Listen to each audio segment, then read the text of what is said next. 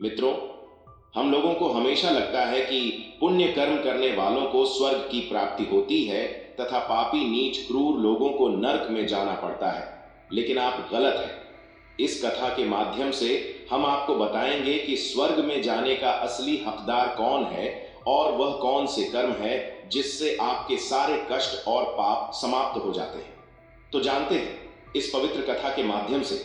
मित्रों, एक बार धरती लोक पर 4 व्यक्तियों की मृत्यु एक ही साथ हुई थी। उन चारों लोगों के विचार आपस में अलग अलग थे और अलग अलग प्रदेश के रहने वाले थे।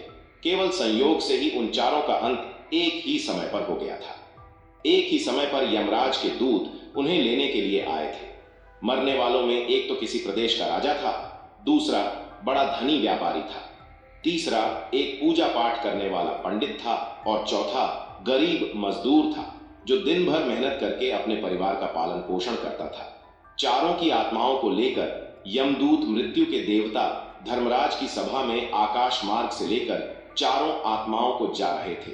जब यमदूत उन चारों आत्माओं को लेकर यमराज की सभा में पहुंचे तो चारों व्यक्ति एक दूसरे के सम्मुख जाकर खड़े हो गए और आपस में सोच विचार कर रहे थे कि कौन स्वर्ग में जाएगा और कौन नरक में जाएगा। तब तक यमराज अपने आसन पर विराजमान नहीं हुए थे।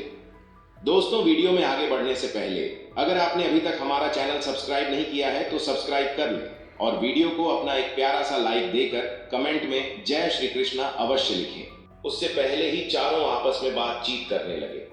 सबसे पहले राजा कहने लगा, देखो, मुझे तो धर्मराज पक्का स्वर्ग में ही भेज देंगे, क्योंकि मैं एक विश्व विख्यात राजा हूं। मैं अपने अनेक अच्छे कर्मों से धरती लोक पर अपना खूब नाम कमाया है। चारों तरफ लोग मेरे अच्छे कर्मों की चर्चा करते हैं।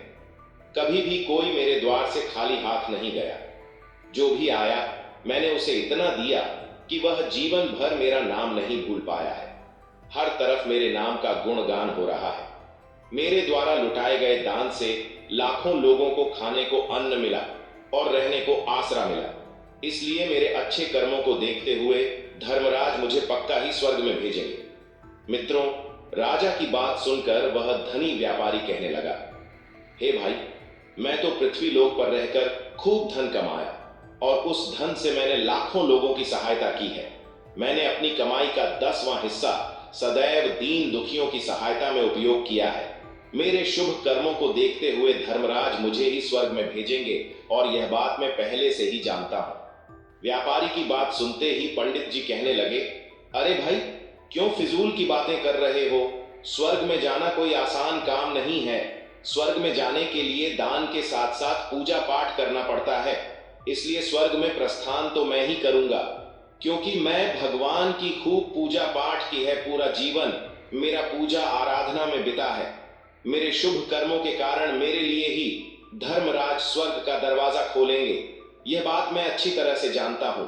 जब इस प्रकार तीनों ने अपनी अपनी बातें की और अपने अपने विचार रखे, फिर वह तीनों लोग उस चौथे व्यक्ति मजदूर की ओर देखते हैं कि अब यह क्या कहता है, क्योंकि मजदूर ने सारा जीवन दूसरों के अधीन रहकर ही बिताया है। मजदूर उन सब की बातों को चुपचाप नीचे नजरें झुकाए खड़ा होकर सुन रहा था और वे तीनों बड़े गर्व से अपनी प्रशंसा में झूठे कसीदे पढ़ रहे थे। तभी धर्मराज अपने साथी चित्रगुप्त के साथ दरबार में हाजिर होते हैं।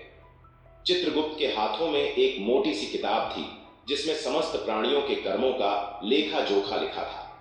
धर्मराज अपने आसन पर विराजमान होते हैं। उसके बाद चित्रगुप्त ने राजा को अपने पास बुलाया और उससे पूछने लगे कि तुम बताओ, तुम तो धरती पर बड़े ही विख्यात राजा थे। तुमने अपने जीवन में कौन कौन से शुभ कर्म किए हैं तथा कितने लोगों को दुख दिया है, कितने लोगों का भला किया है?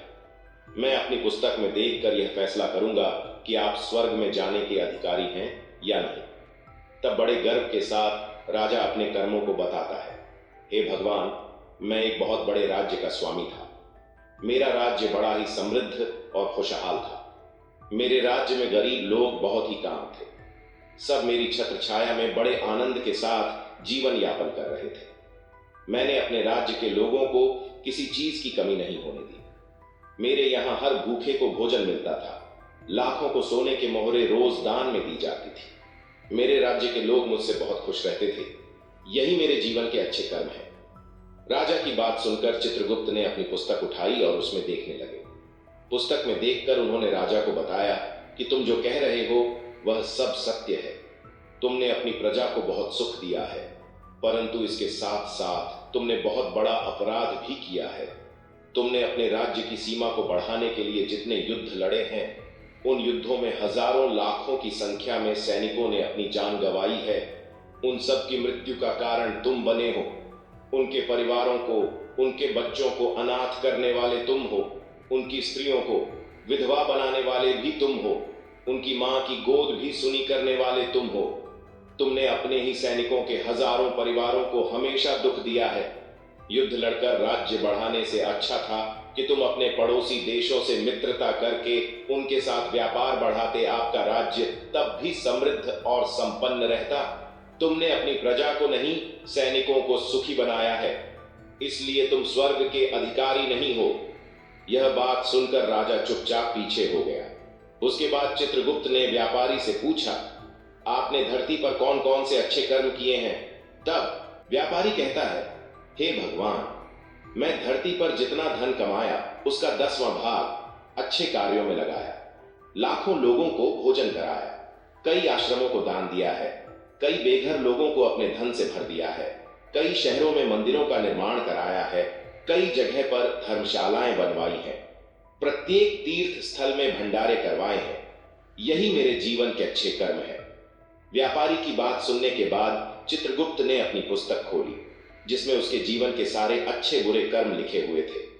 चित्रगुप्त ने बताया कि देखो, तुम जो कहते हो वह सत्य है।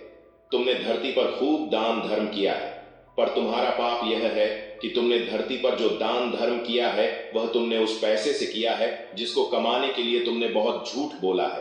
तुमने बहुत ठगी की है, कई चीजों में मिलावट करके बेचा है, नकली चीजों को असली के दामों में बेचा है, कितने व्यापारियों को रास्ते से हटाया है। तुम्हारे इन कर्मों से अनजाने में कितने लोग बीमार होकर मर गए हैं, कितनों ने आत्महत्या कर ली, कितनों की मेहनत का पैसा तुम्हारे पास चला आया। उन सब लोगों की बद्दुआ तुम्हारे साथ है।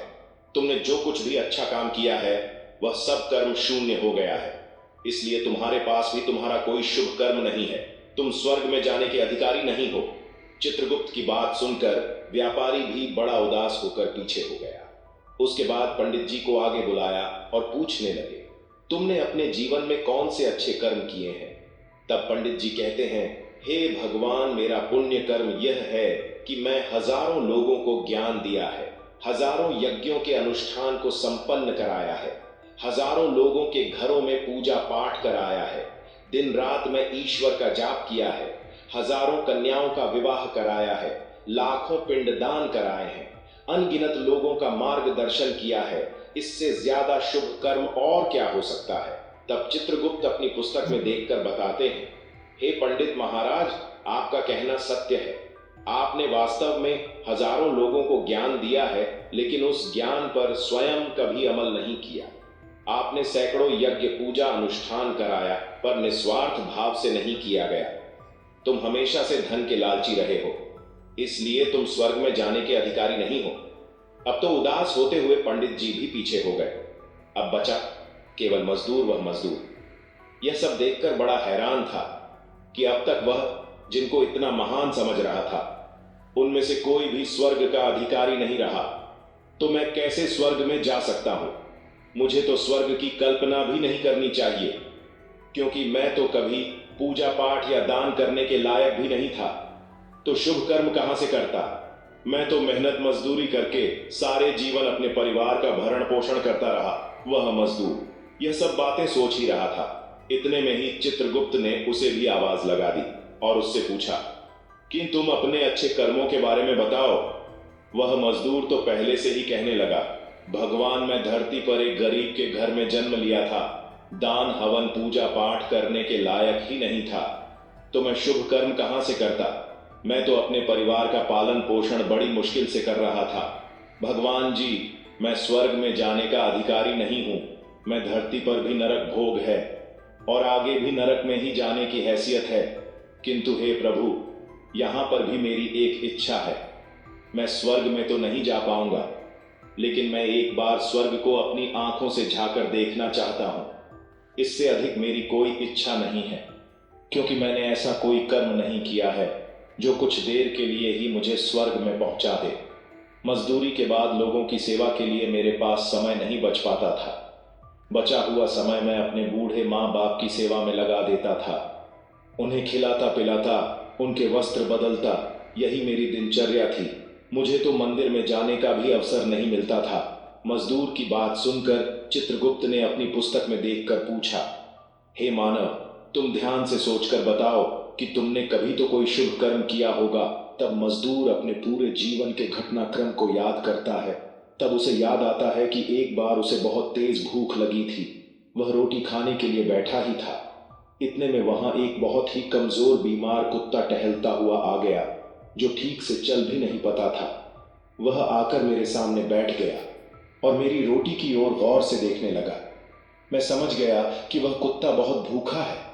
मेरे अंदर से आवाज आई कि बेजुबान जानवर को छोड़कर तू अकेला कैसे खा सकता है। मैंने वह रोटी स्वयं न खाकर उस कुत्ते को खिला दी। उस दिन मैंने पूरे दिन भूखे पेट रहकर ही काम किया था। मजदूर की बात सुनकर चित्रगुप्त मुस्कुराए और उसका हाथ पड़कर बड़े सम्मान के साथ उसे स्वर्ग में लेकर गए और बोले, वास्तव में आप ही स्वर्ग में रहने के अधिकारी हो। प्राणियों पर दया दिखाना ही सबसे बड़ा शुभ कर्म है। मनुष्य जो भी काम निस्वार्थ भाव से करता है, वास्तव में उसका ही उसे सबसे बड़ा पुण्य मिलता है। निस्वार्थ भाव से किया गया जन कल्याण के लिए एक छोटे से छोटा काम भी आपके सैकड़ों पापों को नष्ट कर देता है। लोगों से लालच, मोह और स्वार्थ के वशीभूत होकर किया गया शुभ कर्म भी फलदायी नहीं होता है। इसलिए ध्यान रहे, जीवन में अच्छे कर्म अच्छी भावना के साथ करना चाहिए। ऐसा नहीं होना चाहिए कि आपने किसी से धन छीनकर या चुराकर अच्छे कर्म में लगा दिया हो तो वह धन आपको कभी नरक किया हो और बाद में उसी धन को दान पुण्य में जाने से नहीं उभर सकता। मित्रों, स्वर्ग में वही व्यक्ति जाता है जिसने निष्काम निस्वार्थ भाव से प्राणियों की सेवा की हो। भले ही उसने जीवन में एक पैसा भी दान ना किया हो, पर वह जिस लायक था, अपनी सामर्थ्य के अनुसार उसने निस्वार्थ भाव से जो भी काम किया है, वही उसकी मुक्ति का रास्ता तय करता है। दोस्तों, आपको आज की वीडियो कैसी लगी हमें कमेंट करके अवश्य बताएं, और वीडियो अच्छी लगी है तो वीडियो को लाइक और चैनल को सब्सक्राइब अवश्य करें। जय श्री कृष्णा, राधे राधे।